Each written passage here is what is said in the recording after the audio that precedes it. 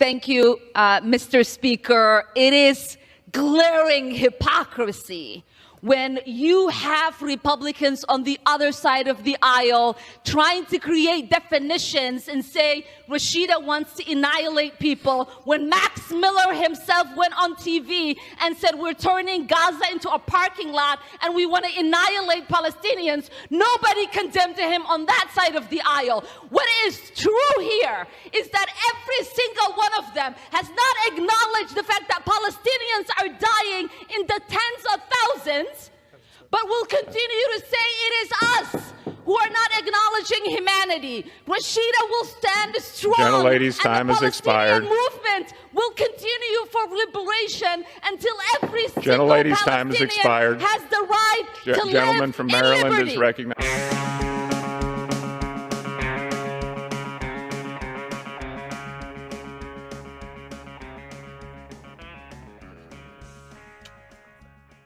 Hello, Left Reckoners. It's Left Reckoning 143. Hello, David. How are you tonight? I'm glad to see you. Glad to be here, but dealing with what we're all dealing with. We are in it, folks. That is, of course, Ilhan Omar talking on the occasion of 70 Democrats, of course, Republicans joining on, but the 70 Democrats condemning the river to the sea phrase as used in Rashida Tlaib's video calling for a ceasefire. They call for a ceasefire, but not for Israel. They say Israel has to defend itself and follow law, quote, as best as possible. Disgusting. The signers validating attacks against the lone Palestinian in Congress. Should not mention 1,000 killed. I would also just note progressives, Katie Porter, Chantel Brown, who took a bunch of AIPAC money to beat Nina Turner, and Adam Schiff among those 70 Democrats that condemned. Adam Shit. Look, folks, it's Adam Shit. More and more people are saying he's shitty and also a racist, because one thing we need to make clear up front is that objection, it is not the phrase from the river to the sea that is genocidal. It is objection to that phrase.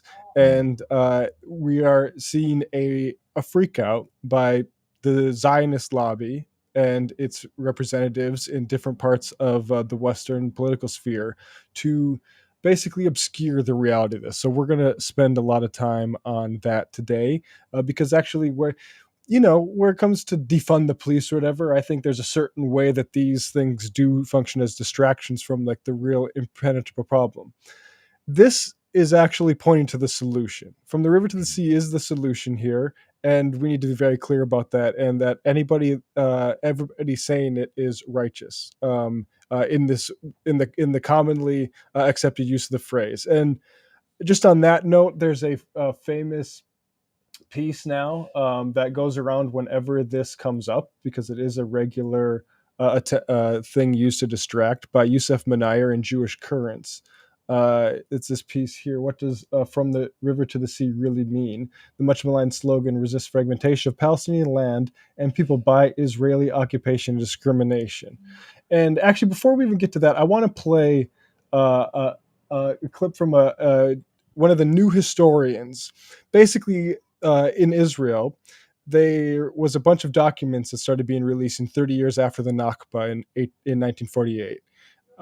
Some of the first historians, that Ilan Pappy and Avi Shleim here, and also Benny Morris, who would later become sort of the court historian. That his work is he's who you see on these guys' Wikipedias calling them sloppy and saying Avi Shleim is too friendly to Arabs. And what you should read into that is Benny Morris is a racist, like a lot of Zionists. Avi Shleim is a Jew from Baghdad, and so he calls himself an Arab Jew. So when Benny Morris says that, the Israeli public that's racist knows what to think about it. But I want to play this clip here because this kind of shows why people are saying from the river to the sea at this moment in time. And it's actually not because they want death camps. And it's disgusting the extent to which everyone is lining up to make that the interpretation. I used to support a two-state solution, but Israel has killed the two-state solution with the settlements. It's a struggle now between right-wing ethno-nationalism and liberal ethno-nationalism, and I don't approve of either. An essential element of democracy is equal rights. Today I support one democratic state from the Jordan River to the Mediterranean Sea, with equal rights for all its citizens, regardless of religion and ethnicity. The experience that my family and I had of living together, coexisting with Arabs, give me reason for hope that what happened once in the Middle East can happen again. And that little bit he ends on there is important because this is the first thing you'll hear in response, which is this: well, it's all going to be pandemonium there. It will be another Holocaust.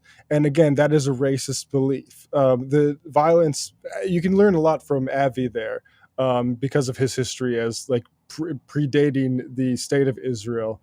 But his family had to move from Baghdad to Israel because the Zionist project created these tensions, and so his family was looked at as part of the Zionists, whether they wanted to or not. And you'll also learn from the work of Avi Shlaim about the effect of Zionist terrorism in the formation of that state. So nobody wants to support terrorism, but the idea that it doesn't lead to an outcome that the people wanted to, well, it did for the Zionists. And that's just something we need to be very clear about. I want to go back to this Menayer piece because this puts it really clearly. And I think again, like nobody wants to be saying things like this. Nobody wants to be saying things like Zionist terrorism, but the fact is that like this is being used as a cudgel to maintain a project that is causing all of these problems here. And so, racism.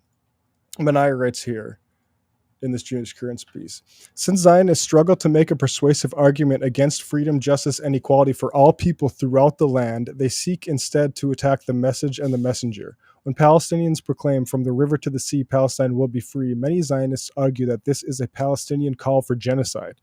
But as historian Maha Nasser has noted, there has never been an official Palestinian position calling for the forced removal of Jews from Palestine.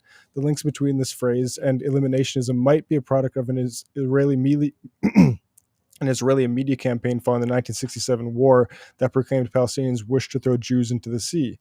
Jewish groups such as the American Jewish Committee also claim that the slogan is anti-Semitic because it has been taken up by militant groups such as the PLO, Popular Front for Liberation of Palestine, and Hamas.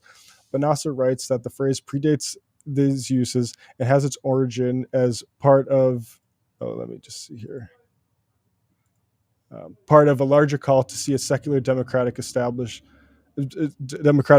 established in all of the historic Palestine. Now, Youssef Menara is, of course, an advocate for the Palestinian cause. But so if you don't want to take his word for it, here's the word of the daughter of Yocheved Lifshitz, who was freed by Hamas a fortnight ago on BBC. And you can see like this phrase is not mentioned, or is not the property of people who want genocide.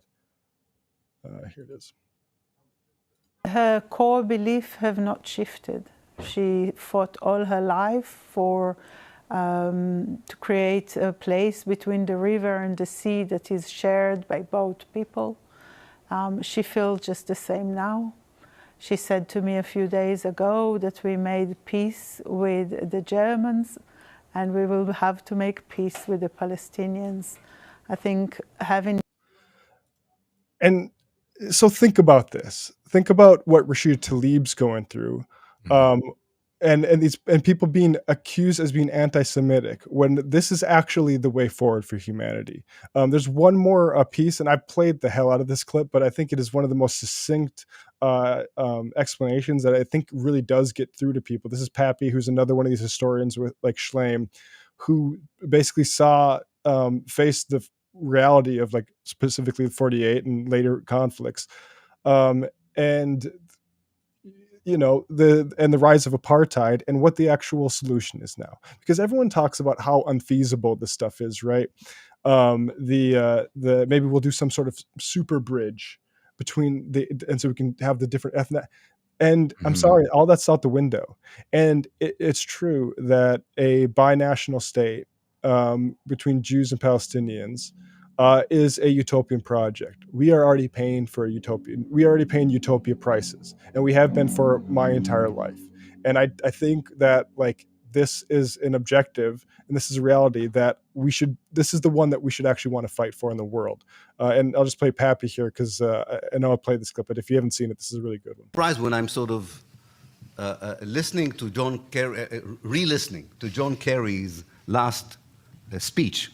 If you remember, he was in a very dramatic voice. He explained to us that without a two-state solution, the only possible scenario is an apartheid Israel. And I wanted to say, hello, John. How are you? Looking up. The one-state apartheid is already there, so your warning is not about the future, you're actually describing the present. Secondly, couldn't you find one moment in your speech, maybe 2 sentences in your speech to say that actually having a democratic state for Jews and Palestinians between the River Jordan and the Mediterranean is not a doomsday scenario? Couldn't you just say, wouldn't it be wonderful to have settlers and natives living as equal citizens in the same state? Why do you have to describe this as a doomsday scenario? The only people in the world who would describe this as a doomsday scenario are Zionists. Because they think that when the Jews are not a majority, the only possible thing Palestinians can do is to kill them. Well, I lived in Haifa all my life. I live in the Galilee.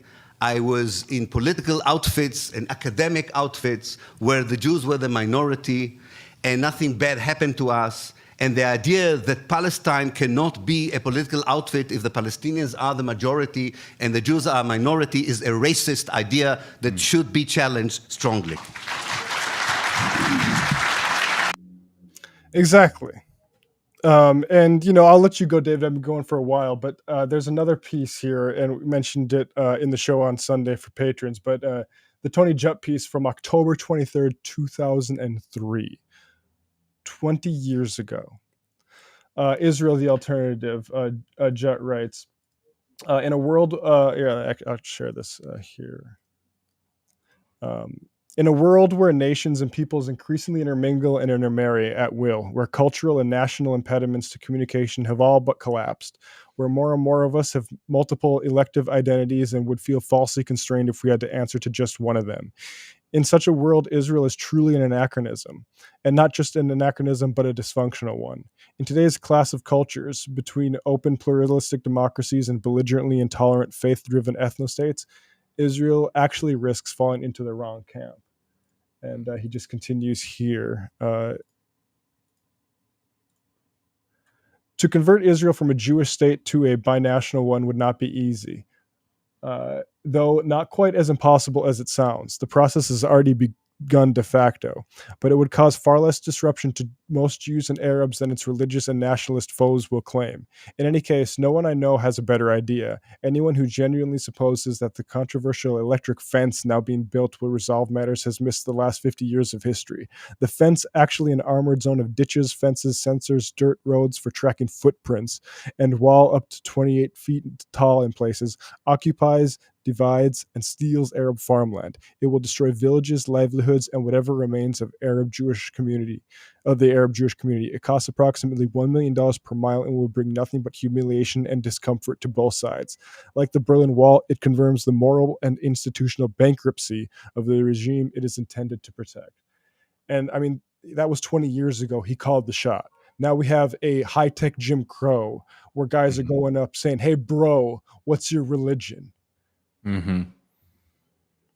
And I mean, this is sort of it. I mean, we've been getting a lot of hand wringing. The reason, you know, we decided to open with this today is because there's so much goddamn hand wringing about which is a phrase, a slogan that is the epitome of hope and peace and liberation for all people.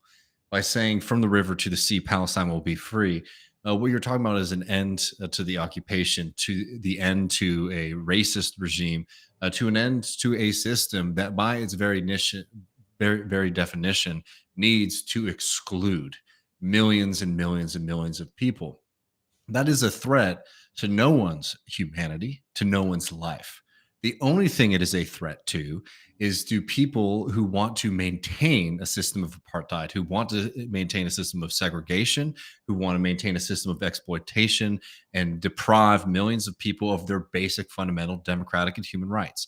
It is the clearest question ever. And to sit here for a second and lean into or hear folks out when people try to hand wring and both sides be like, well, yeah, maybe I hear you, but maybe it's offensive to some people, so whatever.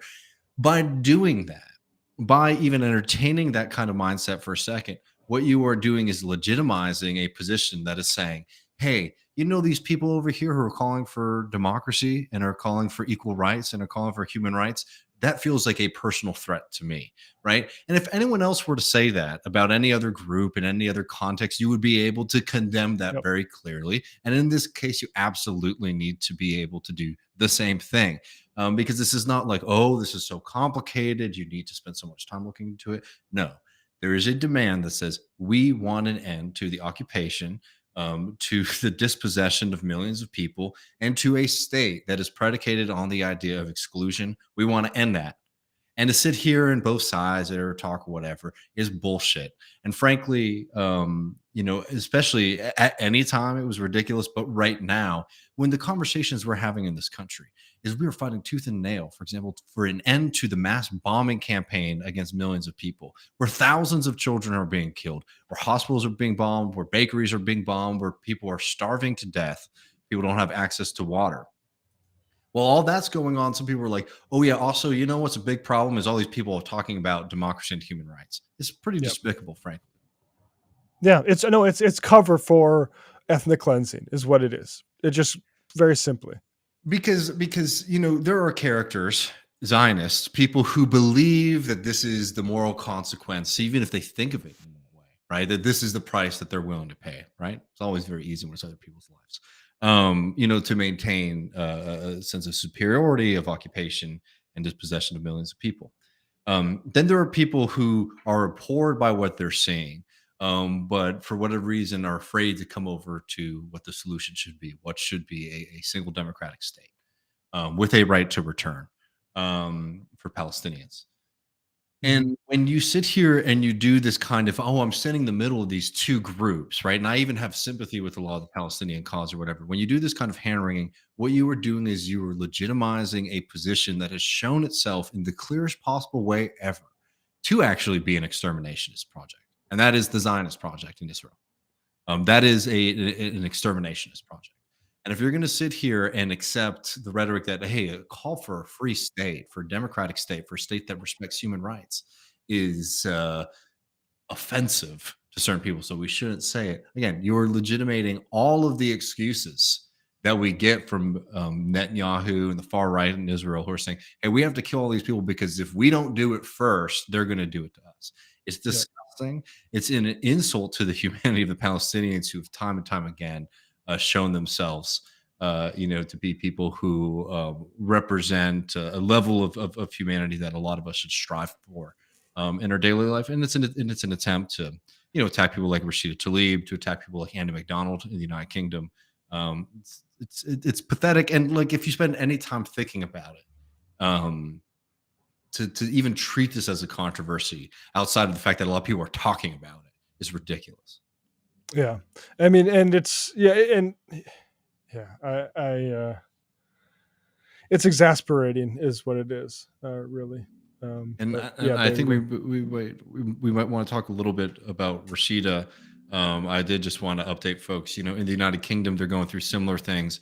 Andy McDonald has been under attack from Keir Starmer, somebody who has not only wanted to make sure that the Labour Party is a safe booster of capital, but also a party that will apologize for war crimes and mass extermination projects against the Palestinians. We did want to visit really fast our hero, Mick Lynch, who had this to say the other day at a very big rally in London, which I thought was pretty powerful. We call on the Labour Party leadership and our whole movement to support peace, not war. Starmer must call now for an immediate ceasefire and mass emergency aid for the people of Gaza. The Labour Party and our whole workers' movement must show it is on the side of the peacemakers, not the warmongers. Let's build peace and a just settlement for all peoples of the region. End the killing now. Call the immediate ceasefire and let's create the road to a settlement with peace, social justice, human rights, freedom and dignity for all. Solidarity to Palestine and solidarity to you all. Build the peace, end the war. Yeah. Oh yeah, and I think at a certain point, sitting around and taking the position of objecting to again a slogan that is calling for peace and an end to apartheid, it's a joke, and you should treat it as that. Yeah, and one other thing I want to say is Joe Biden said at the start of this about a month ago, we can fight 2 wars, and we're just that tough. And I do think there is something to be said about America's capacity, and it should be toward building this one state solution for everybody to. And I think like we owe it, we need to tax the fuck out of our rich people to pay for that. And I'll also say like I get some quote tweets from Zionists, even like the Avi Shlaim video of like this fucking guy who might know a little bit better than your stupid ass on Twitter about the feasibility of like things, but saying, look, there's going to be violence if that happens. I have no doubt that we'll need international peacekeeping to make sure that in the West Bank, particularly, like you don't have violence break out. But I'll say this, I do not think that violence mainly comes from the Palestinians. No. I think, right, like you move to a one-state solution, it's going to be Zionist terrorism because they do not want to be equal to Palestinians. It's going to be similar to like a clan type of shit, and because that's a problem that we've created over there with our zero conditions, no questions asked. Here, take every kind of missile. Here, do whatever what you want. This is what we created. We broke it. Now we buy it, and like that's what I'm here for. It's 2023, early in this century. This is a project that I'm actually willing to fight for. One democratic state from the river to the sea. Couldn't have said it better myself, Matt. That's exactly right, folks. Unless you had anything else to add, Matt. We'll continue covering this, but that's something you can send to folks whenever they're whining about. Very, very clear. Very, very call clear. them a racist. This stuff's going around so much. You want to call Rashida Tlaib a genocidaire? We're calling you a racist. We're calling you a supremacist. We're throwing these terms back at you. Fine. We want to play this way. I don't think we don't have to have manners. We can turn this temperature up as high as you want.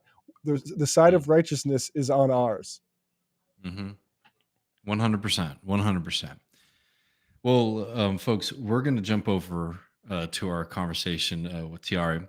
Really thrilled to have her back on the program. As people remember, the first time around, our audio video quality wasn't as high as we might always like on this program. Very happy to rectify that because she is an incredible voice, somebody who we love talking to.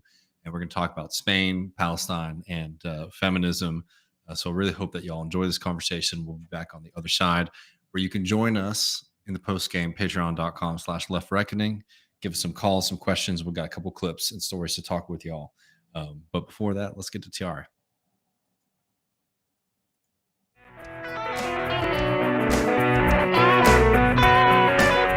Welcome back, Left Reckoners. I'm Matt Lecht. With me is David Griscom. Hello, David. Hey, brother. And joining us once again for her second time on Left Reckoning is Spanish-Italian journalist Tiare Gatti Mora. Tiare, thank you so much for joining us once again. And this time we have better recording going on, so people won't be distracted. Hi, thank you so much for having me again. This is great. And yeah, apologies, guys. I'm also broke, so maybe what's my laptop, we'll never know. Do not blame Tiara. It was our fault, honestly. It was. It's happened multiple times, but yeah. So just absolutely all blame goes to actually Restream, the service that we can name now. Anyway, Tiara, there was before we get to the election in Spain this summer, one of the better statements coming out of Western leaders regarding the situation in Palestine with regards to Israel's bombing of Gaza was Spain's Minister of Social Rights, Ione Belarra, saying what we are seeing in Palestine is neither war nor is it legitimate defense. It is a genocide. We've been seeing a lot of protests here in America. What's the Spanish response been? So I'm actually kind of proud of the Spanish response, and especially obviously from the parties of the left. There's more than one, for those who don't know. Fundamentally, they, are asking to include in the kind of coalition deal that they're doing with the center-left party, PSOE, the recognition of a Palestinian state. They are demanding an immediate ceasefire, so they are extremely clear on that. There's no doubt about it. They're also asking for an arms embargo on Israel and for an investigation at the International Criminal Court. And they're asking the European Union to put pressure on Israel, obviously. And that's basically where the left stands. They're not having the sort of disappointing attitude that, frankly, we are seeing in leaders in the US. Obviously, not all of them, but I have to say, sadly, because he's someone I admire so much, but Bernie Sanders, for instance, we are not having that sort of, issue here. It's very clear where the left stands, and it is for the immediate ceasefire. I just, want to re-up it. If people haven't, caught any of these clips, we've played them a few times on the program, but Ione's responses have been strong, not just calling for an embargo. She's been calling for an investigation in front of the criminal court. I mean, in my opinion, the kind of baseline response that any left-wing leader should be saying in a moment like this. So there's something to be very proud of as a Spanish person in the response here. Yeah. Absolutely. And, for all the talk that we have within the left of the country about how horrible Spain is, if you actually look at, historically the behavior towards Palestine, I mean, can always be better. But to be honest, when you compare it to, for instance, Germany, well, this is way better. And like I said, that it is something that I'm very proud of. Yeah, it's something that with things like this, big moments are pretty clarifying, and it puts you back on side of people that you kind of had gotten sick of, and then it puts people on the other side that you thought maybe were on your side. It's interesting how that works out. So this all happens after an election that took place this summer. Give us the context for this election for folks who are tuned in. My general understanding was there was expectation that maybe the right wing was going to solidify power, and then they were turned back a little bit. Yeah, so that really was the impression. We were actually extremely worried. And President Sanchez, basically he called for a super early election, which surprised everyone. And the election was in July. And this was after a very dramatic victory of the right in the regional elections. And basically, it really seemed like they were gonna win, no doubt. And then that didn't happen because the main hegemonic right-wing party did get the most votes, but it just wasn't enough because they have no one to coalesce with other than the far right. And they just simply didn't have enough seats in Congress. Congress, they did vote, but they just didn't manage to get the presidency. And so the party that does have a large, diverse coalition is the party that has been in power for these last years, which is the PSOE, right? So the center left. And they fundamentally are coalescing again with the actual left parties, which are mainly Podemos and now Sumar, which is the newer one. And so together with them and the sort of independentistas, so the parties that are for independence of the regions, most of which are kind of on the left, they most likely will manage to regain the presidency with a coalition government between center left and left. And so that's fundamentally what has happened. That's like the summary of it, but yeah, you guys tell me if you want me to go into a bit more detail. Well, yeah, let's go into Podemos and Sumar. I think we're familiar with Podemos, and you also introduced us to Yolanda Diaz last time. So yeah, give us a few of these figures. Yeah, so I have to be honest here and say that the situation is not such a cheerful one, unfortunately. So, well, before I go into that, basically Podemos is more about lawfare, historical memory, anti-fascism, foreign policy, movementism, feminism, etc. Sumar is a mix, and it is yet to be seen where it goes, but it is fundamentally a mix between laborism, so kind of, for people in the US, probably more similar to Bernie Sanders, and some PMC Greens, which are prominent in Europe and which, is a worry of mine. And so, there's this kind of two parts. And when the moment came to kind of run together in the general elections, they messed up in the sense that Podemos messed up because they basically came out and they made a huge drama around this coalition. They basically positioned themselves against Yolanda Diaz because she was a candidate for the left, and basically the goal was to coalesce around her, and then they, didn't want to leave out Irene Montero, who is the equality minister in the current government.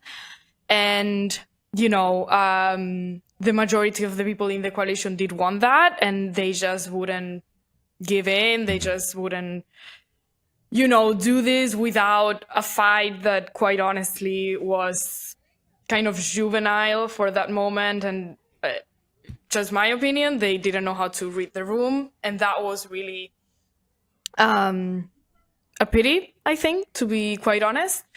But fundamentally, just to give you an idea of the program, like the policies that Sumar was pushing for in this election and that it keeps pushing for. There's a reform of the fiscal system with a permanent wealth tax, and also a reform on corporate taxes. Then there's a reform on businesses with the goal of giving workers more power, basically within businesses. So kind of a start to democratizing the workplace, which I think was really important. The creation of a productivity council, the reduction of the working day, starting at kind of 37 hours to be reduced to 32. Universal inheritance, and basically, giving 20,000 euros to every 18-year-old, financed by the wealth tax. And also within healthcare, which I thought was great, kind of a reduction in the waiting lists by law, kind of really, taking this seriously, finally. And also adding dentists, oculists, and physiotherapy to the healthcare system. So, kind of similar to what Bernie was proposing as Medicare for all. So these are kind of the main the main policies, if people want to know what Sumar is kind of about. And like I said, it's a newborn baby. We have to see there are, PMC Greens in it. Well, I was curious. I mean, if you don't mind, I know we don't have like forever because we're going to talk about some other things in a minute. Yeah. But I mean, how is that interacting? Because from what you just laid out there, it seems like a pretty strong pro-labor, social democratic slate. But knowing the experience in this country and also across Europe, a lot of times the Greens will say things like, "Oh yeah, we like workers," but once that sort of starts to butt heads with some of their other policies, they jump ship. I mean, I'm just curious how you're seeing that play out, or if you're just seeing that it's something that you see that's maybe sort of waiting in the wings. So, Yolanda Diaz herself, I see her as being centered on labor because that's what she's always done. And I mean, if you look at her, that's been basically her life and also literally her family's tradition. Like she really is someone who focuses on labor. She comes from the Communist Party. She's, pretty clear on that. The thing is that in Sumar, there are a lot of people from Catalonia, which has quite a strong green movement. I'm not blaming Catalonia here. I'm just saying that, there are tendencies that are recognizable in the region, some of which are really great. Just going to make an example towards sex work. They are far better than the people in Madrid. Like that's really good. But then, there is a strong push for this really green focus and, kind of with this aftertaste of post-Marxism lurking.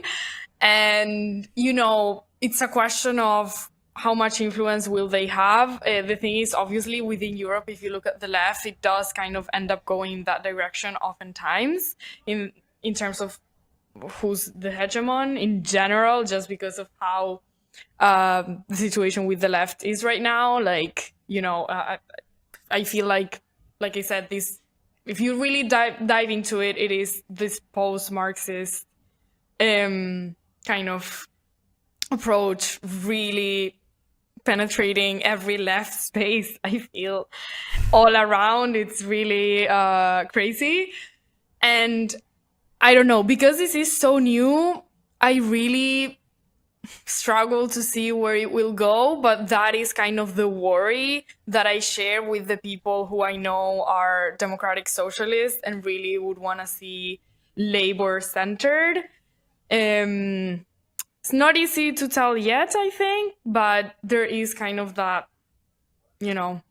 those are the actors sort of in the game, if you will.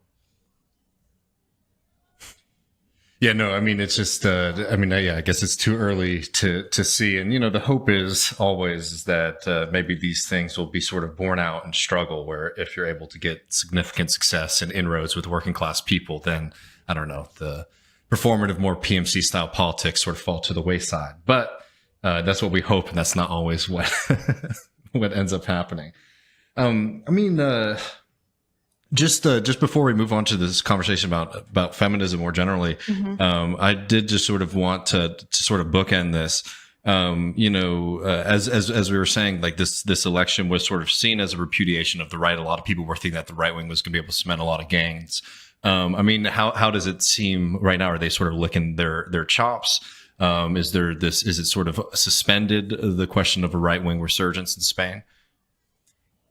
I mean, up to a point, it kind of is. They were so ridiculous. It was like, if you watch, for any nerds out there who like me, like watching political debates from other countries, it's literally that debate with the three of them, Yolanda Diaz, so the left, Pedro Sanchez, center left, and then there was only the far right, because the other guy from the center right didn't even bother going.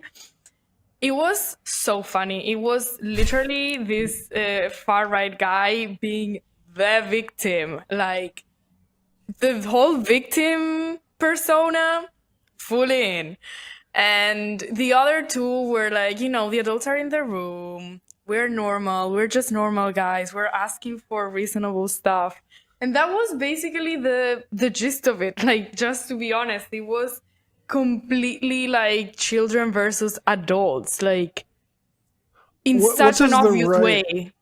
What does the right feel victimized by at this moment? Is it COVID They can't stuff? sing their favorite songs anymore, right? Right, okay. No, but I mean, also, quite honestly, like, they, for real, are obsessed. I mean, they are obviously fake obsessed. That they just, ultimately, I think they just want to protect their property and their bottom line. But I mean, they act like they are obsessed with the country being separated and broken, and oh my god, we're not gonna have a Spain anymore because of these independentistas, and just like this like patriotism, and just so scared, oh my god, the Spanish language is gonna fade away, which it's kind of funny because then you also do get the people who are obsessed with separating from Spain, and that's in itself arguably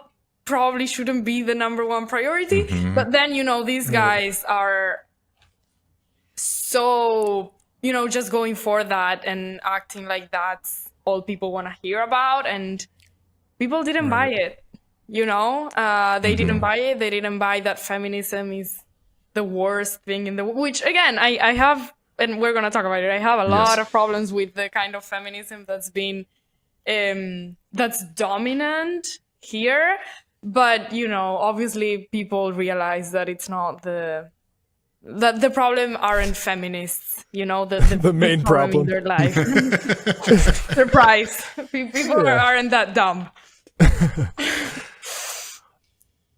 Well, then, I mean, like, let's jump into this a little bit here. Yeah. I mean, I know we have a kind of freewheeling discussion planned here, but I mean, maybe to set us up, could you talk a little bit about what, in your view, the kind of modern hegemonic discourse on feminism is getting wrong about women and capitalism, and also just to maybe speed everyone up, maybe if you could compare what's sort of dominant in Spain to what people in the US might be familiar with, that might help us get started. Yeah, so fundamentally, Spain is kind of US a couple years ago. Like, everything gets here later, and to me, it's really funny because I've kind of lived through it in London. I used to live in London. That was still most of my adult life was there. And so coming back to Southern Europe, it's kind of funny to see that some things are still deemed radical, such as, like you have even Yolanda Diaz, who again is a communist. Obviously, she has to conform to the system, whatever. But, she's pretty ceasefire. She's done now. the reading, Yeah, she knows. She knows her stuff. She knows her stuff. Even I think it was her actually. Like, but yeah, in general, like people tweeting like "time's up" and like reusing it, recycling it, and I don't think they've realized that we've changed it. like are they aware that it's not really all that radical, and we've actually thought about what it means and the kind of women that it's protecting, and like this type of thing. Just to give you an example of the tendencies of just or another example, people like activists that consider themselves radical and that would never like people like, I don't know, Kamala Harris. They would think she's the worst, and yet they would go out there and literally think Black Lives Matter is literally the most radical slogan you can go for. Like, it's this type of thing. And then in terms of what the hegemonic feminism at the moment is getting wrong about capitalism, so fundamentally, I think feminism is getting wrong what the left is getting wrong. I think the main kind of ultimate approach that we have is on the left is that we are consumers, and we see ourselves as consumers rather than as workers. And I think that is at the root of so many of the problems that the left faces, and obviously, you know, does come from the cultural turn, and then from, you know, just the post-Marxist sort of, there is actually no subject, no revolutionary subject, no subject for, you know, change or negotiations of any kind. And I think it does tie back to that, in the sense that, again, it's all about what you consume, and everything becomes a product. Your private life becomes the only. It's not like, you know, the personal is political, which, I mean, it is, because material conditions are at the core of all our lives. But it's, you know, the personal is the only political. That is all the politics that we can do. It's our private, personal lives. And therefore, we are consumers in them, you know, not just with what we buy, but with what we do and with who we consume as well, right? And that's kind of something that I'd like to get into, you know, with how feminism treats issues like love, sex, women's lives in general.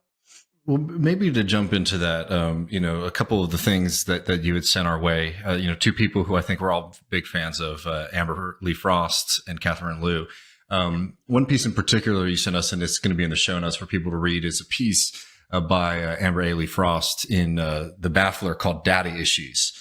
And she's sort of responding in this piece. And I remember this, I don't know if y'all do, but in Jacobin magazine in 2018, they put together, they usually do themes for their print publications. And they did something that, I don't know, I was, it shouldn't have surprised me that it became a big deal, but it became a really big deal. The fact that Jacobin was saying, hey, we should make sure that children can be raised in healthy, stable environments with good social programs and provide for working class families so that they can have children. Apparently that was incredibly offensive to a lot of people. And Amber Frost, in her particular way, which I love and admire very much, sort of takes these folks to task. And I highly recommend people read it. But one of the things that I think is sort of fundamental in here is she's talking about, you know, kind of bad parenting, particularly on the father's side, and trying to sort of locate that in money and in class. And I mean, I have a few quotes from here, but I'll just start with this one. The idea that it's men, not money, who are most responsible for preventing parents from devoting more time and labor to their homes, and children is so astoundingly condescending and divorced from reality that it's hard to believe anyone would have the confidence to say it out loud. But I suppose if your biggest problems in life have always been romantic or familial and not financial, it can be easy to mistake your resentful fantasies for a political program. And I mean, I think that, you know, she puts it very, very bluntly that a lot of the kind of critiques that we get that sort of are sort of dressed and presented as if they're feminist critiques are just a way of sort of skirting around fundamental issues, which is, you know, a lot of the reasons like the family is under threat right now is because it's difficult to have one financially. Yeah. Not only the amount of money it takes to raise a child, but also the lack of time that you have to spend with your children. I mean, I'd be curious to hear your thoughts on that piece and on that point. You know, both just sort of holistically and also maybe on how it's sort of rearing its head now in the European discourse. Yeah. So I loved that piece so much, which is why I wanted to kind of lean on it for my thoughts on this issue and on how it's playing out here. So, fundamentally, you know, a lot of what that piece speaks to is how we kind of blame men instead of blaming capitalism, blame individual men instead of blaming capitalism. And, you know, I think that's kind of a big part of the problem. because it becomes, a situation in which, because our material conditions and our material issues aren't being improved, political parties or leaders, and I'm really sorry, but I do have to include Podemos and Irene Montero here, basically jump into this idea, and they're like, we are unable to fix capitalism, or let's not talk about that, but let's talk about what sexual violence is doing to you. And you get into a situation where you are having laws, okay, such as La Ley del Solo Sí es Sí, which is this law that actually I mentioned last time I came on your show, guys. And basically it's a law that, it's literally the opposite of any universalist policy. And again, it was actually damaging for a lot of women, mainly sex workers. And also it was pure munition for the right. And I know we shouldn't, not do things in order to not have them come for us, but that's basically all it ended up being. Like, most women didn't. Could you even remind want people it. what it was? It was a law about sexual violence, and fundamentally it endangered sex workers by further criminalizing them. And it kind of had an attitude towards sex, which is kind of one of the things that I wanted to touch on, but we can go into it later, as basically a dangerous area that therefore you just, shouldn't go into, and it should be, hyper criminalized. Like, let's just criminalize everything. Or supervised, right? Yeah, supervised. Yes. And, fundamentally, it kind of, just brought up all of the basically fed into this discourse where suddenly everything was sexual aggression and violation of a woman's consent, which their notion of consent is completely messed up in my opinion. But even like it got to a point where the whole discourse also linked to in which that law was kind of born and discussed, etc., literally got to the point where, oh my god, a woman cannot engage in a sexual relation if she's drunk on a night out. And it's like, okay, how drunk though? It literally got to a point where you had to wonder, okay, should we just abstain then? The kind of atmosphere in the country was completely alarmist. There was all of this panic about sex suddenly. And yeah, just to go back to the article, we can come back to this later if you guys want. But basically what the article is saying is, it's like the, focus on capitalism is being redirected towards men.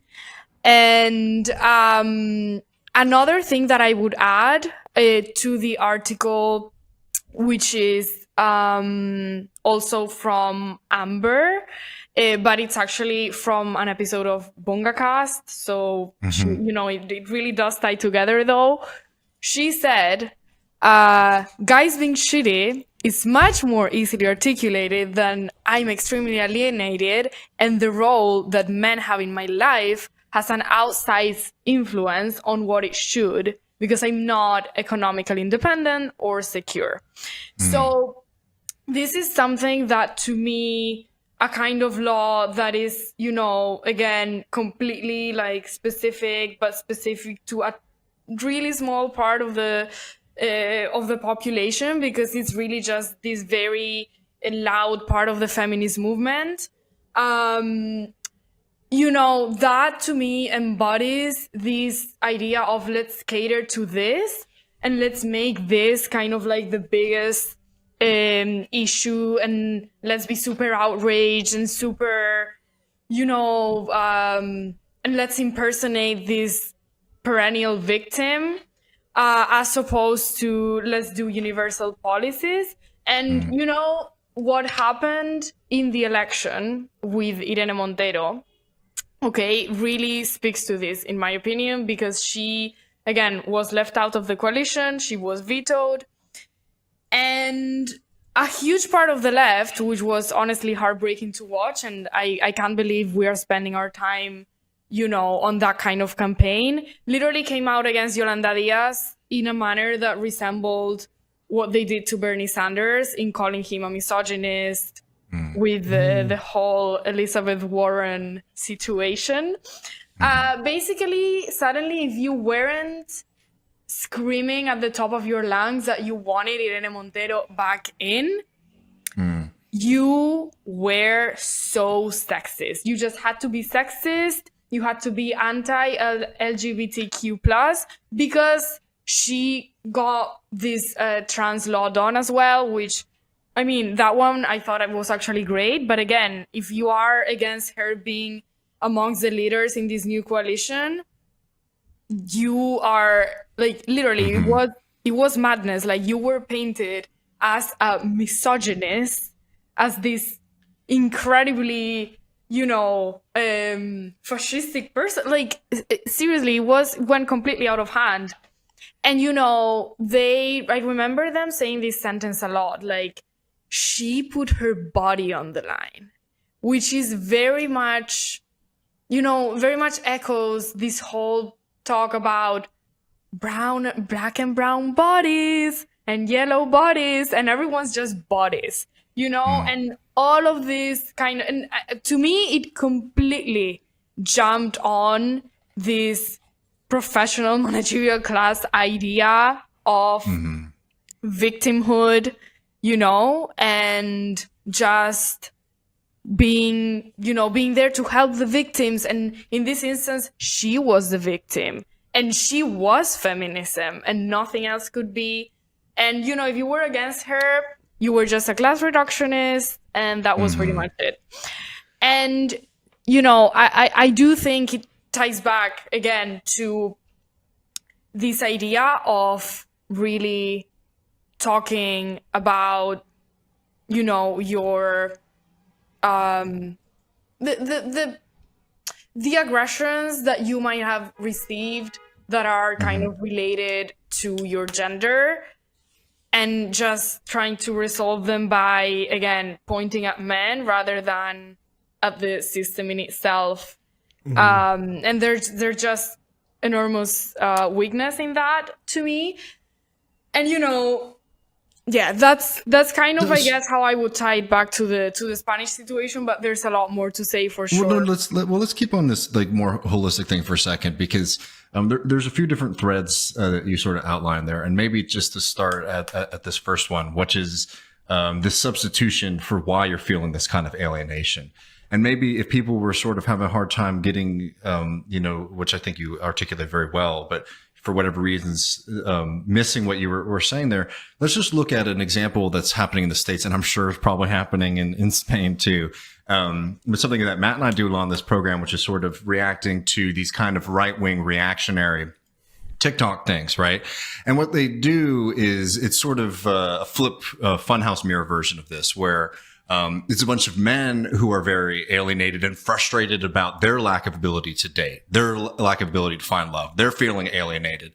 And there's this entire kind of right-wing podcast machine right now that gets young women to come on the program. And it's like, oh, the problem is that young women are too promiscuous, that they have too high standards, right? That they're silly, basically. And again, what is this doing? It's talking about something that's real, people's alienation, people's loneliness, frustration, and all this kind of stuff. But instead of figuring out why it's actually happening, you're substituting this kind of, in that case in particular, like very silly version. Oh, these women, they're, you know, girls are dumb, basically, right? It's like, what's going on? And it's something that, you know, being able to talk to people's, speaking about anyone's kind of like sexuality, sexual experience is always going to be a hot button issue. And this is a way that instead of using that to sort of springboard into investigating, you know, alienation society, what are the causes of that? It's these kind of behavioral things, right? It's just like women make bad choices. I mean, I think that, you know, that is something that is is a kind of classic move across the board, even outside of like sexual politics and things like that, is how can we distract from the actually existing thing that's going on? Just to tag on to that, like it's the classic liberal move of like, instead of talking about how you can empower people, it's where do we need to police them, basically. Yeah. So this is exactly where I also wanted to take this, because like I said, there's this idea of, let's take the focus away from capitalism and put it back into men. And, negate that the problem with your material conditions is capitalism, and let's be dependent on men, let's not point out that that's the problem. And then, there's this whole discourse and just way of living and of looking at things within lefty spaces, which is obsessively looking at women's private lives. And like when I say obsessively, I mean sometimes, depending on where you are, you genuinely feel like your decision to engage in whichever way with any guy is so major, and you can't tell anyone. And fundamentally, you are encouraged to tie it back to where we were before about you as a consumer rather than you as a worker. The personal choices of women are seen as political, right? And therefore, the men that we engage with, we are consuming. So they are products in themselves, And so it's not just an analysis about you and what you do and like which podcast you listen to, but also the men that you sleep with. These are your politics, guys. These are, your politics, your quality as a person. And that is very real. I mean, there are literally sayings that you'll find very easily anywhere. I don't want to like swear on this, but you can if you want. You can. Like, the you should never fuck a Tory kind of thing. Like that is genuinely, like, people take it very seriously, guys. Like it's right. It's important. Also define Tory, but that's all again vague. Like, probably Bernie Sanders. Honestly, though, that's a fair thing to say. Look, I'm engaged to be married. I've been out of the dating scene for a long time. I've been a socialist and on the left for most of my life, but like I'm not very left coded, if that's fair to say, right? Yeah. As like a guy, like a lot of people think I'm a conservative when they first meet me, and I was always sort of, not to make this my personal whatever, but like in certain in like left groups in New York or in DC where I lived before, right? You could immediately be treated and suspected, right? And there isn't a kind of expectation about where you are socializing, who you are socializing with. That is fundamentally antisocial, because it's all about, creating a very small insular left where everybody sort of agrees. And in fact, they don't really agree, but at least pretends to agree on a lot of things. I think I can't imagine how horrible and frustrating that might be for anybody trying to engage in a normal life. Yeah. And while also being politically passionate. Yeah. I promise it's unbelievable. And like my friends from other countries have literally talked to me like, hey, what's up with Spain? It's a little bit obsessive. Spain is especially bad with like who your political party is. Yeah. Interesting. Yeah. But anyway, just to go on, with because that's another thing. Sex, like the sex in itself, is to an extent disincentivized and kind of painted as a dangerous place that you shouldn't really, like, do you really want to go there? And I would say that any sort of, whether it's sexual or romantic or sentimental, emotional, in whichever way relationship, is inherently risky. It just is. The problem is that with this type of feminism, again, to go back to this type of law, to the figure of Irene Montero, etc., they are kind of averse to risk. And, it's become so protective of women, because again, women equals victim, and you can't really escape that. that's kind of the narrative there, that, you know, it becomes disincentivized. And that's fundamentally something that's widely recognized by anyone who's slightly critical on the left. I talked to Santiago Albarrico about it. If you guys speak Spanish, I interviewed him, and, you know, he was talking about how these are risky arenas that people should maybe also not be disincentivized to try by feminism. Isn't that absurd, right? And kind of twisted. And I'm also going to give you a personal example. My former therapist literally encouraged me to not be vulnerable with men, don't trust them, don't let them win. Fundamentally, you know, kind of be safe, be extra safe, don't risk it. Sex, another thing is it's interpreted by this kind of hegemonic sector of feminism as something that women give because they want to get something in return, not as something that women, quite honestly, just want and sometimes prioritize.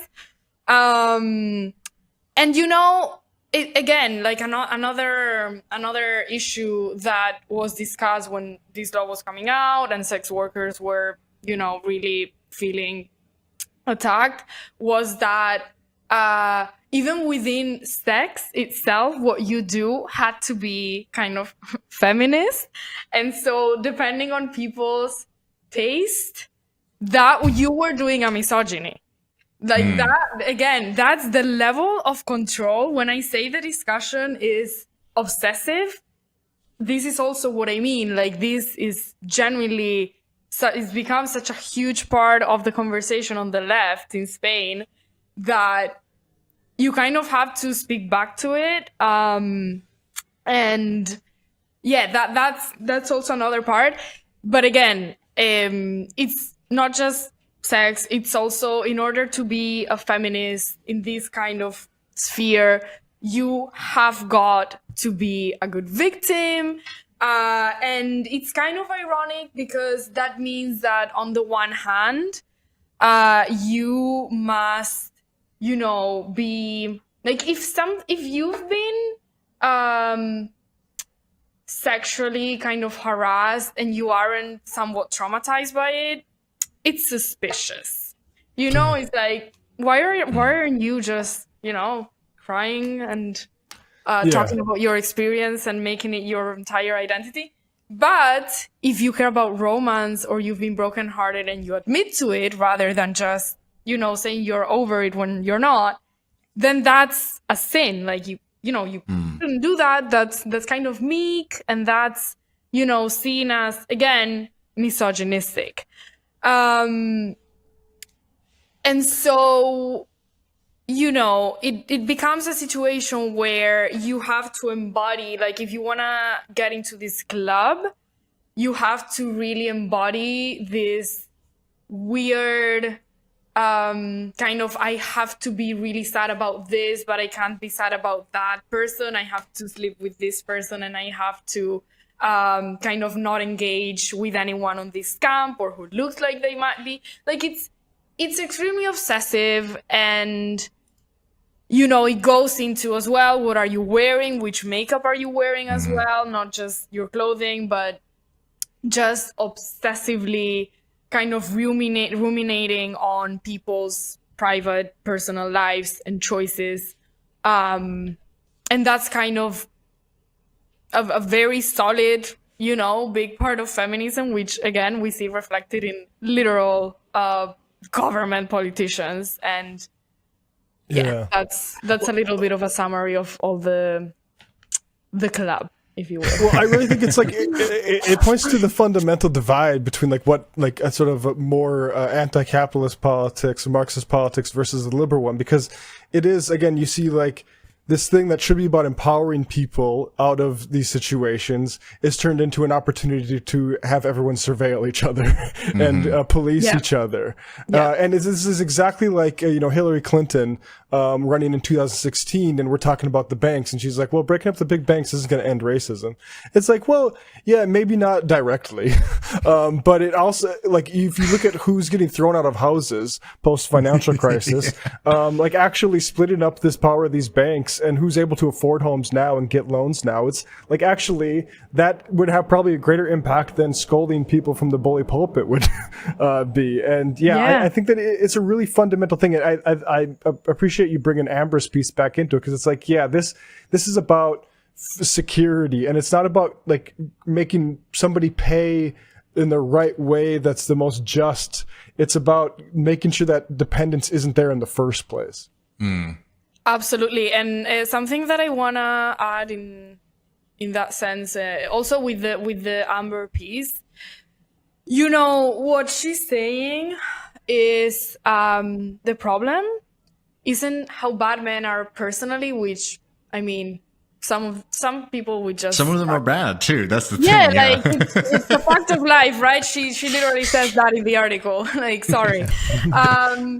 But the fact that, the problem isn't how bad men or honestly even people are. The problem, as always, is that our material conditions depend on them. And, that's also extremely inflexible for the type of family that you want to have or that you might find yourself into, right? And also goes into how we see men, right? The quote that I brought before from Bongacast, where, Amber said basically, like, what's the reason why we are so concerned about men?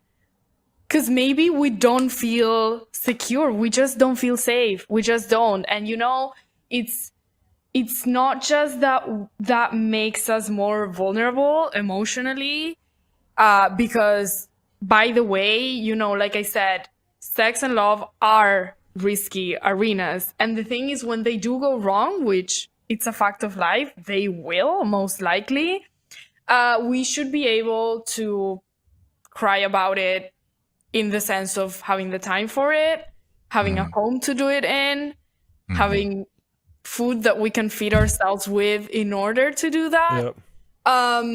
Maybe take some days off of work. What?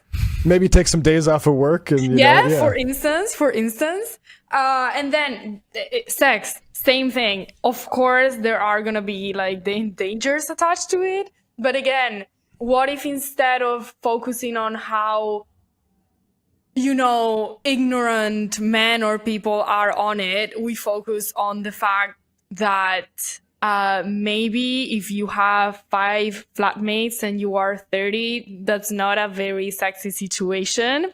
Neither is it sexy when you literally feel unclean after every single shower because the shower is just so old that you don't even feel hygienic. Like, sorry, but why are we not talking about that? And or even depending on what you're able to eat, like have you been able to feed yourself? Have you been able to rest? So it's this obsession with how dangerous it might be or how bad men might be around these topics, but not the fact that, one, these topics depend themselves on material conditions. 2, the fact that we are so, we are led into being obsessed by this kind of problem. Also because we do know that, if you want to have a family, you're probably going to need that other partner, or you're going to need, like Amber was describing, that economic support from him that you're not going to get from the state, right? Because you're not even given housing, daycare. You don't even have good conditions at work, right? So it's almost reasonable to worry that much. And, to think that a man who, let's say, is more prone to a stable relationship is, quote unquote, a quality guy, whether someone who maybe just for whatever reason doesn't want that is somehow just inherently a bad guy, when sadly a lot of the times there are just imbalances in the interest that people, the level of interest that people have in each other. And honestly, a lot of times that's fair. And I would venture to say actually that a lot of the problems, even within relationships, have a lot to do with capitalism and with how it is right now. That, you know, we are literally moving around at all times. There's zero stability on any level of our lives. Distance is a big deal. Insecurity is a big deal in the sense of material insecurity, you know, economic insecurity. And so, you know, if we want to both make our chances of things going well with anyone that we wish better, but also when it goes wrong, inevitably, that we have solid material conditions to fall back on. And, you know, just even a solid social circle, we don't have that. We just don't have that. So instead of blaming men for this situation, which is very real, why aren't we blaming a system that makes their role in our lives so determinative the way that it is, right? Yeah. No, and like this just reminds me of you know, a story I'm sure both of you all are familiar with, but like, you know, you want to look at like actual like kind of socialist or communist policy to this thing. You know, the story of postcard divorces in the Soviet Union. I don't know if you're familiar with this, but you know, after the revolution, Lenin was like, Lenin gives this incredible speech. It's like 1920, you know, just a couple years after the revolution, and everyone's expecting him to go on about how great it is. He's like, no, there's a lot of fucked up shit in Soviet society. And like, we have to break like the patriarchal chains of, you know, the Russian system beforehand. And they implement postcard divorces. And what that meant was that any woman or man, all you had to do is write down your name and write down your partner's name, and you just sent it into the political authority, and you were divorced. And because people had some level of ability to leave and have care given to them by society, you saw the amount of divorces in the Soviet Union skyrocket in those first couple of years. And this is, I think, sort of what we're talking about. You know, it fits in the case of, you know, married couples, or even as people dating, like having financial dependence or legal dependence on somebody else, not giving people the freedom to do what they wish. That is a real structural imposition on relationships, and things of that nature. And look, the solution to a social problem is sort of simple. It's a social, you need to have a social solution to that. And, you know, seeing that, and then, you know, a lot of these other things we're talking about, you see this unwillingness on a lot of people on the left, and like revulsion, to really talk about things like what a family policy. I mean, some of the people who are hated so much on the U.S. left, like people like Elizabeth Brunag, you know, who's, you know, an incredible writer who's never done anything to hurt nobody. I'm sorry, I'll say it every single time I get the chance. And people would just flip out. And there was an aspect to it that, I'm sorry, I think had a lot to do with the fact that she was a married woman with kids who was happy about that. Yeah. And that didn't fit into the social scene. And you know, it's a shame, and it truly boggles the mind. But I do agree that like there's a kind of fundamental problem that's creating that. Yeah, and the fact that she is a married woman with kids who's happy about that fact, you know, is again seen as what she's consuming and her private choices. Like, these are her private choices, and it's not even like her private choices are offending anyone. Like, you know what I mean? It's not even like she's actually done something worthy of, you know, worthy of concern. Like, when did this, like, my, you know, one of my colleagues and friends in Italy was telling me, like, she's pregnant now, and she literally, she's a communist as well, right? And, you know, she moves in leftist circles. And she was literally telling me, like, oh my God, people look at me like I'm Giorgia Meloni now because I'm a mom. like she's literally the least likely person to be either sexist or anti-LGBTQ. Like, zero. Like, it's insane. It's insane. I want to make this clear. I'm talking about the left. Like, I am aware for people who may have any doubts.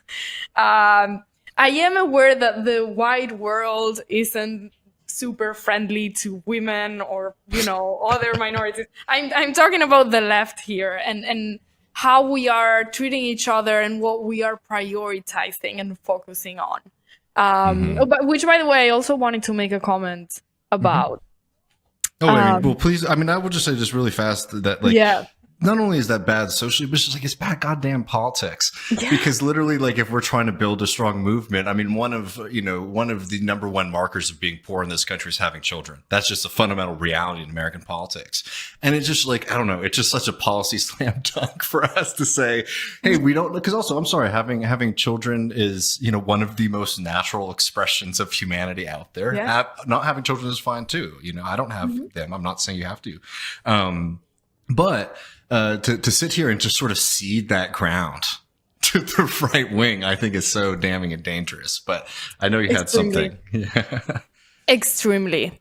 No, I wanted to add, how this is also linked to an obsession with culture.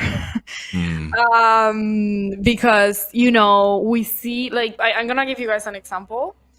Apart from, all of the independentistas, pro-independence independence parties kind of prioritizing and like making a huge deal on these, legislations about how much Catalan language can there be on Netflix. I'm not kidding. That's like a huge problem for them, which, I mean, okay. But on, if I gave this talk at the Comisiones Obreras Union in the summer, which is the biggest union in the country, leftist union. And, I was there with some other guests who literally said, one of the biggest problems of the last 30 years was that the left hadn't focused on culture enough. Two, that the biggest hope right now, it seemed to them like it was Netflix. Just, to go back to Netflix. I'm not kidding. Oh, man. Yeah. I freaked out. Fortunately, there were people there from the union who kind of, were on my side. Very exciting. And who kind of asked them, like, so you guys are saying we shouldn't identify as workers and should watch White Lotus instead, which, by the way, I've written about White Lotus. I love it, but it's also not the core of my political project. Which is also fine, too, because not to get into that, but there's that other aspect, too, with leftists, where it's just like, if you like a program or music, that's not, anyway, so I keep going. And also, you know what? In my opinion, the best pieces of culture that come out of the left are descriptive, including White Lotus, by the way, are descriptive. I mean, ask Sally Rooney about it. I think she's good because she's describing. She's not, pretending to save the world with a book. But anyway, this is kind of the vibe of the left situation here with culture. And actually, something that I've noticed is, first of all, I tried to watch a couple of the latest kind of Spanish Netflix productions. Among them is Intimidad and La Chica de Nieve, which are about women who have been sexually harassed or have had a gendered situation happen to them, and which are fundamentally about them being victims of it. And I literally had to stop watching one of them because I just couldn't keep watching scenes of rapes, over and over again. I was like, I'm really not getting much out of this. And then there's a film which everyone must watch because it's literally one of the best I've ever encountered. Techo y Comida, in English, that would be Shelter and Food. And it is amazing. It's from 2015. It's about a single mother in the south of Spain who's struggling to feed and raise and house her child and herself. And then this director from this film, Juan Miguel del Castillo, made another one in 2022, which is called La Maniobra de la Tortuga, which is, again, in my opinion, in a similar fashion to these two from Netflix, kind of going over and over and over and over the gender-related, assault, whether it's an assault, a murder, you name it. But fundamentally, just it really caught my eye, and I kind of wanted to mention it because it's extremely telling, I think, the difference in this span of time between a film, Techo y Comida, the first one I mentioned from 2015, which is, in my opinion, extremely feminist as a film. And also socialist, really reminds you of Ken Loach, like, excellent and extremely realist in how it's done. And, and then you watch another one in the same realm, supposedly, and it's all about, this abuse and like, where are the material conditions of this woman, because it's like, where are them? Like, it feels like suddenly it's either about bourgeois women who don't even worry about them, or it's about women who suddenly kind of forget about them. Like, it's really insane. And I think another tendency is, the good for her genre, that I think ties back directly with this idea of, if you let yourself be, influenced by romance, you're kind of meek and like, you don't want to do that. You want to like focus on either your career, or if you're going to focus on, being traumatized, you better just rather be traumatized by sexual harassment, etc.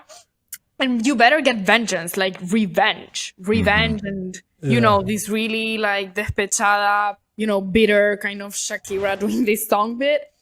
And I think it's so sad because there are, amazing pieces of literature such as Annie Ernaux's Simple Passion, or, even if you want to go back to literally the Odyssey, like Calypso, or even like, just Sally Rooney as well, just in general, Conversations with Friends. There's even Gone with the Wind, which, by the way, the analyses are so simplistic, and I feel like we've literally, like, we see something and we don't stop and analyze what it's actually saying about a topic. Like, if you sit down for 5 minutes, I promise you, we're getting this all wrong. And I think it's just sad how we are literally even, there's a Soviet version of The Little Mermaid, which I am obsessed with, and it is so good. I think it's called Nikoloshka. It's so good. And it's, on the one hand, there's this obsession with culture, and one would hope, since we are so obsessed with it, we would be amazing at it now, right? No, we're not. That's the true tragedy. It's literally just reflecting everything we've just been talking about. Yeah. Literally that. Like, if you watch some of this stuff that I've mentioned, like, it's the stuff that's cool now, or like feminist, theoretically, because I just really don't think it is, or at least for my feminism, or any socialist feminism. It's just, that obsessive victimhood. Who are you consuming? What are you doing in your private life? And not even, allowing for genuine feelings that are extremely human and inevitable. And, I think Annie Ernaux, in this book that I mentioned, Simple Passion, she really captures how having material conditions that are good and that make you safe allows you to dive into things, both when they're maybe going better and then when they do go wrong, right? And I think it's extremely dehumanizing, one, to ask us to put away all of this feelings, and tell us, oh, if you tell someone that you love them, or if you have sex with someone without having waited before, then you are losing your dignity. It's really sad that they tell us that, as if losing your dignity wasn't being evicted. That's what, to me, is someone taking away my dignity. Not telling someone that I love them, even if the situation isn't a good one. Like, I feel like it's so upset. There's such an obsession with do this in your narrative and in your private narrative and your life, rather than, have dignified, solid material conditions, and within them, you're going to be able to live out those feelings, instead of, just focusing on, no, swallow your feelings. Just be this, just fit into this profile, and forget about where and how you are living through that experience, right? Materially and economically speaking. Absolutely. And sorry, unless you had something, Matt, I wanted to ask a kind of wrap up question here. I actually do want to ask you, have you watched a Ski Rojo, Tiare? What? Ski Rojo. Here, I'll share. Sky Rojo. Sky Rojo, yeah, sorry. I haven't. He's from North Dakota. I'm from North Dakota. But it's funny because it's about sex workers who are under the thumb of exploitative pimp in a relationship. I think I might have.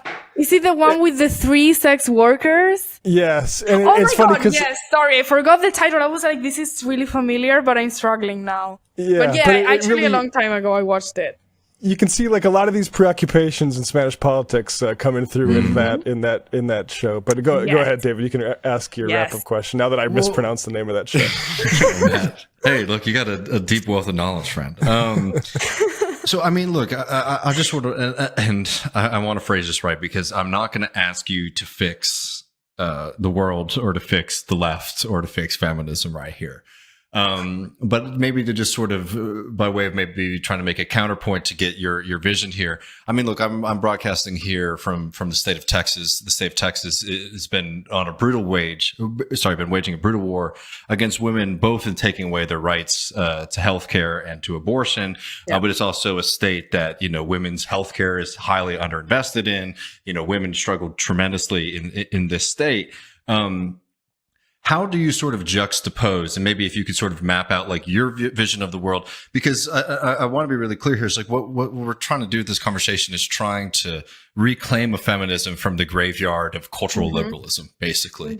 And how would you sort of go about maybe encouraging people to start thinking about that in their daily lives, and then maybe more broadly as a movement, being able to take on more of that Soviet example from earlier, or the Soviet Little Mermaid, and really be able to reclaim a radical socialist feminism that, because it pains me a little bit as a socialist that we've let the liberals sort of take over, feminism. And when people hear feminism, they immediately think, girl boss power for certain corporations, people like Hillary Clinton, and not the tremendous amounts, for example, of workers organizing all across the world over this concept. So I'm just, trying to throw the ball to you a little bit here to sort of outline, your view, what it is that we want to reclaim, and maybe if you have any ideas how we could start to reclaim it, that'd be helpful. Yeah, I mean, I fully agree, and it's heartbreaking that I think the people that are the best feminists, when you type their name on YouTube and the word feminism, what comes up is videos that are honestly like this one, probably, right? That are extremely critical of the most hegemonic kinds of feminism. Sadly, that's where we're at right now. I think as an alternative, we go back to basically what we've been kind of going back to throughout the conversation, which is that we need to refocus on our material conditions, right? And that, in terms of abortion in the US, I mean, that includes healthcare, right? It can be up to some judges somewhere to undemocratically choose to take the rights away from women. If the US had socialized national healthcare, things would be very different. And I think an important thing here would be to, within our socialist politics, always the way that they are, a way to me that they are feminist is precisely, for instance, that healthcare gives us, guarantees us a right to abortion everywhere within a country, right? So that's one way for me. Abortion, healthcare, literally, it's that.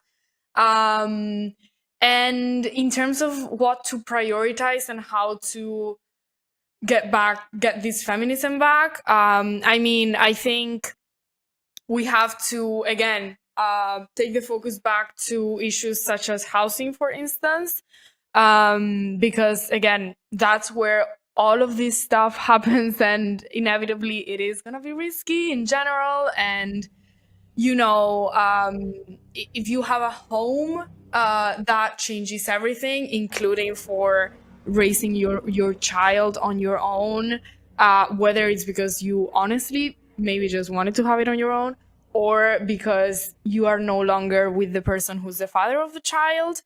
You shouldn't be needing to count on him. You should be able to, engage with people who maybe want different things in life from you, and not be obsessed with, oh my God, are they going to provide? Again, healthcare, I think, should also be there. Nobody talks about this, but healthcare should be there. And national healthcare should be there to freeze women's eggs if we wish so. And that doesn't make, I don't want that to be used ever as an excuse to then, be like, then focus on your career, because maybe we just want to have kids younger. But I think it's something that public healthcare should do. We should have the option to freeze our eggs. And if men need anything, please, I would be happy to hear about it. I just don't think men have the same fertility issue in terms of age. But, I think, again, goes back to healthcare, goes back to housing, goes back to what can the state offer you, right? Such as daycare, how is the education system working, for instance, again, transportation, it's so clear to me that it goes back to universal policies. Yeah.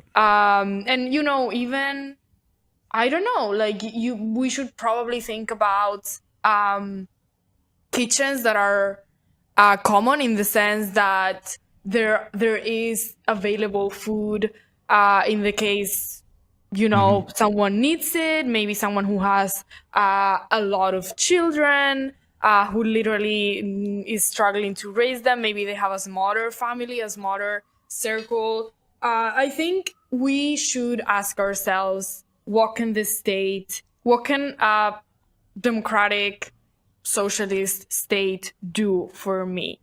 Right? Rather than, how can I police the woman next to me? Which is what we're doing at the moment. Because, again, all of these happenings happen within those material conditions. And, I think the human, like we were saying, the human experience deserves to be experienced, felt, felt. Yeah.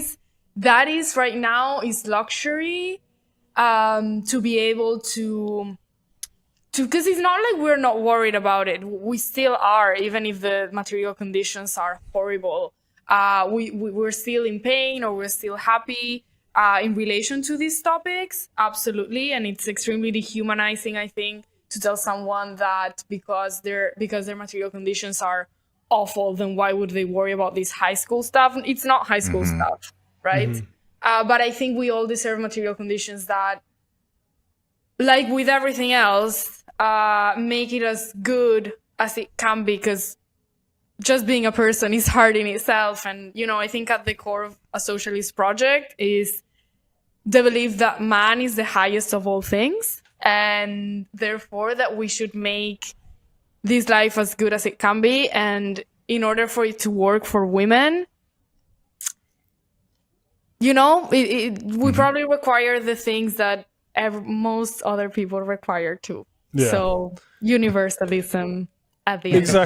Exactly. I think like, and we talked a little bit about, you know, there's people talk about loneliness and alienation, and on the other side of the coin, they say it's because of women in the workplace and this or that. And it's like, guys, look at how indebted people are, right? That is not conducive to any type of good society. Like literally people's suicide rates go up. People feel more lonely when they're indebted. Look at the cost of living. Look at the way people need to be scattered across geographies to find employment for a capitalist. And we're talking about dignity. It's like, I need to go move someplace to go work my ass off so some guy can, you know, steal wages, surplus value from me. And like we're talking about, like, no, like we need to get back to, like, you should not be worried about that student loan payment and that rent payment. You should be going, because I remember graduating from college, and I had the graduate degree with me, and that was like good to talk about on dates. I didn't have a job, and I had student loan payments coming up. It's like this isn't the best time to be dating, like, and it's not because of the pornography. But it also is like the best time to be. I mean, it's like it's such a nightmare to like rob people of that period of their life too. Exactly. Their youth. Yeah. But Tiare, where can people follow you now? What are you doing? We'll put your link tree in the show notes. But let people know where to follow you. Yeah, so at the moment, I'm collaborating with DM25's Mera Italia party, which is a new party in Italy, you know, as part of DM, which is, people probably know this, Yanis Varoufakis's project for Europe, right? And I think it's really exciting because, again, we are trying to kind of discuss these issues, and I do my best to try to, again, bring it back to we are workers, not consumers. And so I'll try to do a lot of that there. And I'm working with a magazine in Italy, which is called Atlante. There's new projects on the way with other, you know, organizations. But yeah, fundamentally, I'm on social media, but people who are stressed out by it, like I am often, you can just go on YouTube and like type my name and whichever topic you might want to link it to. And yeah, fundamentally, I love spoken interviews, so YouTube is a good place. And also articles. Obviously, I do this in 3 languages, so the amount of stuff that people will be able to consume maybe not so large. But hey, such are the times. Well, people can supplement their, Spanish language skills. Yeah, there we go. But Tiare, thank you so much, and we'll have you back on maybe to talk about the triumph of the new splinters of the Spanish left and how they're getting feminism right finally. Thanks so much, Tiare. Thank you so much, guys. This was great.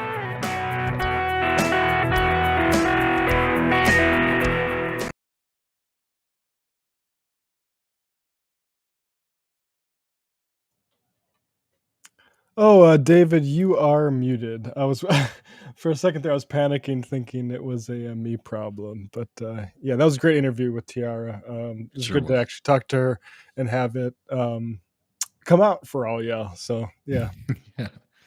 Also, that piece she referenced from Amber Frost is a good read. Y'all, it's in the show notes. It's definitely great. I mean, Amber Frost is a good writer, and I always appreciate listening to her perspective on things. Yeah, and then like that's such a great. I don't know. It's like a good piece in the sense of it like being an interesting read. But like the thought behind it, I think it's a really great like a kind of encapsulation of I don't know, taking our politics a little bit more seriously than I think a lot of people even on the left do regularly. Frankly. Yeah, a bit more mature maybe. Yeah. Well, folks, talk about maturity.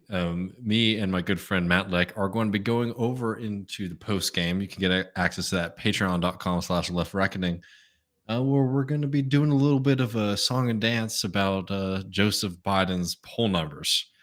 surprise, surprise, surprise, they're not good. And it has been pretty funny to watch I think it's too poshy and fancy to call people like this the commentariat, right? If your point is to sort of make him seem silly, you seem like, you're like puffing yourself up too much when you say commentariat, but whatever. The bunch of the folks at CNN and all of those people have been freaking out, and Matt are going to put a little directive on them. Yeah, notably David Axelrod, Yes, who is Obama's guy. So we'll see about that. Yeah, so come and join us over there and ask us some questions, hang out, and support the program. Patreon.com. Also, we'll be doing some Jim Cramer. Jim Cramer take his hat off. I haven't actually watched the clip, but I saw that he has responded to the UAW strike. It's good. What Jim Cramer is doing is like, I don't know. I know you're a sports fan, Matt, but like, I don't know if you've ever been in the situation where you really like a team and you're around a lot of people who are rooting against you, and the day after you lose, you show up to the office or whatever with your friends, and they're trying to get under your skin a little bit by being like, "Oh man, did you get that?"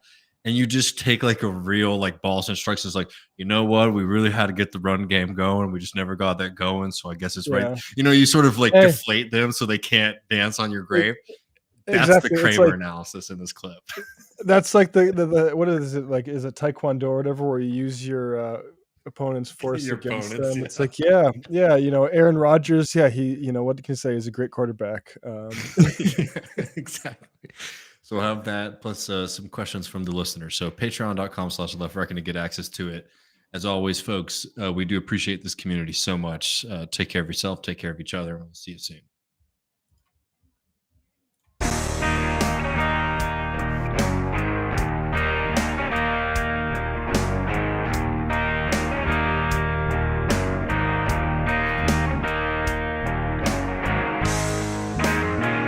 What the